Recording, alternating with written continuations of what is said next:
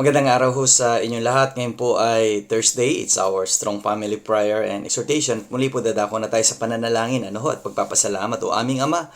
Maraming salamat sa araw na ito. Pinagkalooban niyo kami ng lakas ng katawan upang maipagpatuloy ang aming misyon bilang inyong mga anak na maipahayag ang mabuting balita at magturo kung paano makakilala kay Jesucristo ang bawat pamilyang Pilipino. Ang aming panalangin ay tanggapin niyo ang bawat pamilyang Pilipino na nais na makakilala sa inyo bilang maging Panginoon nila kayo at tagapagligtas sa araw na ito sa pangalan ni Jesus. Amen.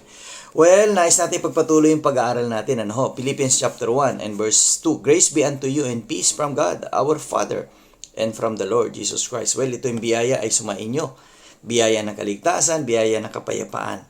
At ang pamilyang Pilipino ay dumaan sa buhay na pagpapakilala sa ating Panginoon sa Kristo. Okay? See you again tomorrow sa ating Strong Family Prayer and Exhortation.